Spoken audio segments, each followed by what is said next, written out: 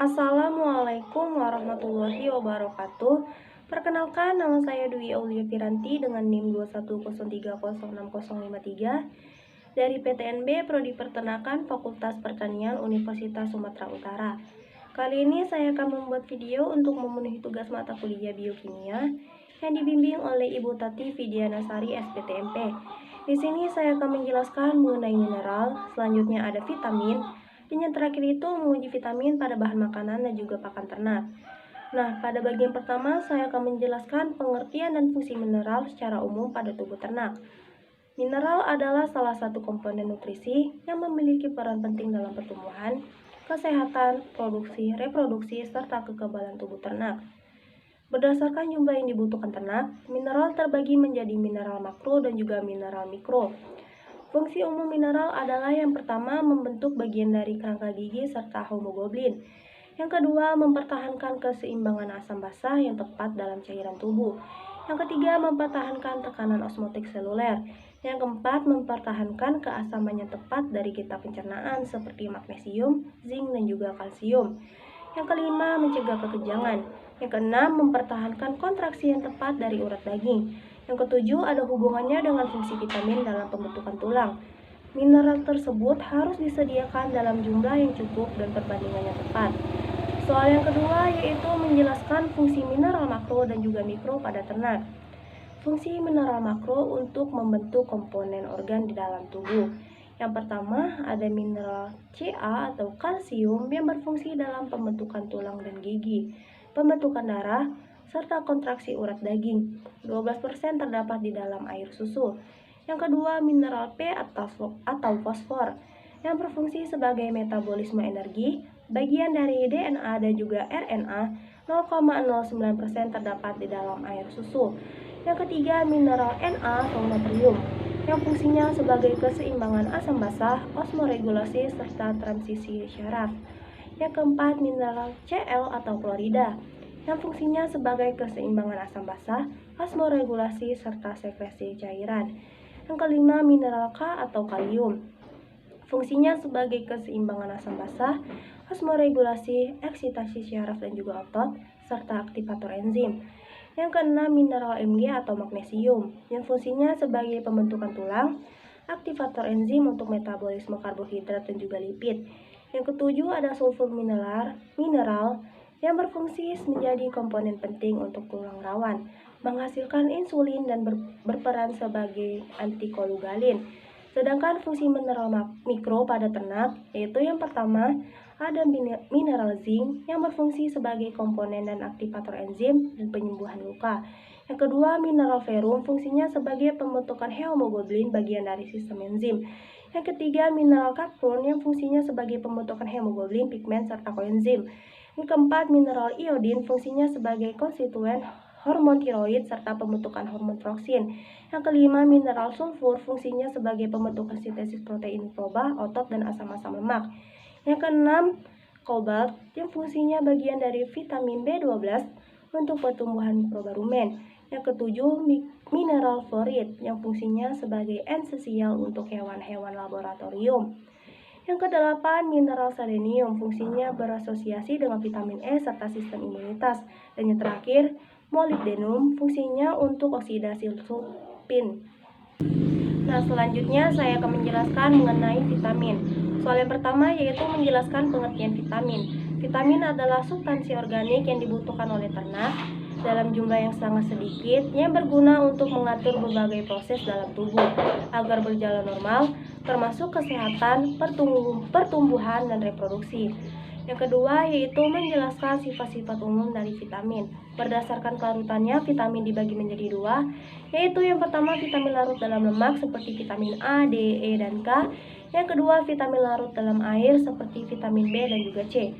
Sifat-sifat umum vitamin larut dalam lemak terdiri dari unsur C, H, dan O. Vitamin larut lemak yaitu jenis vitamin yang diproses bersama lemak. Vitamin A, D, E, dan K disimpan di sel lemak dan organ hati. Vitamin larut lemak sangat sedikit yang dikeluarkan dari tubuh. Jenis vitamin ini disimpan dan tetap di dalam lemak dan organ hati sebagai cadangan dan akan digunakan hanya ketika nanti dibutuhkan. Sedangkan vitamin larut dalam air, sifat-sifat umumnya, vitamin larut air ini yakni jenis vitamin yang diproses bersama air. Vitamin jenis ini diproses lebih mudah, tubuh akan langsung menyerap vitamin B dan C ke dalam peredaran darah, yang kemudian mereka akan langsung beredar bebas dalam aliran darah. Vitamin larut air ini tidak dapat disimpan di tubuh. Vitamin larut air yang beredar bebas di peredaran darah sehingga lebih mudah dikeluarkan. Vitamin ini dikeluarkan tubuh melalui penyaringan pada organ ginjal. Ginjal akan menyalurkan sisa vitamin yang berlebihan bersama urin. Soal yang ketiga yaitu menjelaskan jenis-jenis vitamin serta fungsinya pada tubuh ternak. Yang pertama, vitamin A atau retinol. Secara umum, fungsi vitamin A mempunyai 3 peranan penting di dalam tubuh, yaitu pada mata, epitel, dan tulang. Yang kedua, vitamin D atau kalsifer. Fungsinya membantu proses absorpsi CA dan P dari saluran pencernaan, dan selanjutnya mengatur konsentrasi kalsium dan fosfor dalam darah. Yang ketiga, vitamin E. Fungsinya membuat normalnya proses reproduksi beberapa jenis ternak. Yang keempat, vitamin K.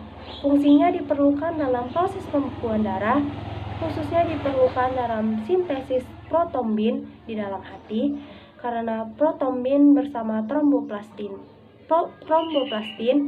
dan dengan adanya tromboksinase akan membentuk trombin. Dengan adanya trombin maka fibrinogen akan berubah menjadi fibrin. Yang kelima, vitamin B2 atau riboflavin merupakan penyusun koenzim flavoprotein yang berperan dalam tubuh berkaitan dengan reaksi kimia sebagai pembawa hidrogen yang penting dalam metabolisme karbohidrat dan protein. Yang keenam, vitamin B yang mempunyai fungsi metabolik utamanya sebagai katalisator dalam konversi zat nutrisi ke dalam daging atau telur. Hampir semua reaksi untuk pembakaran zat nutrisi dan transportasi ke dalam senyawa lain dikatalis dengan vitamin B. Dan yang terakhir, vitamin C sebagai antioksidan dan merawat kesehatan tulang. Selanjutnya yang terakhir, pengujian vitamin C pada bahan makanan dan pakan ternak. Di sini saya menggunakan bahan makanan yang mengandung vitamin C seperti jeruk, pepaya, dan juga tomat, serta pakan ternak berupa kangkung dan lamtoro. Bahan makanan tersebut kemudian dihancurkan untuk mempermudah proses pengujian. Setelah dihancurkan atau dihaluskan, sampel-sampel tersebut akan dicampurkan dengan larutan iodin atau betadin beberapa tetes. Setelah itu kita amati perubahannya.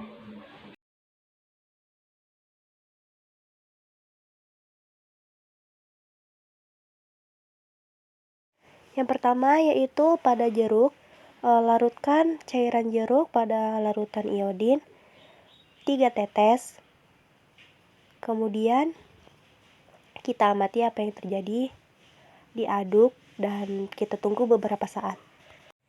Dan dapat dilihat terjadi perubahan pada larutan jeruk, warnanya berubah menjadi lebih pucat setelah ditetesi oleh cairan betadin.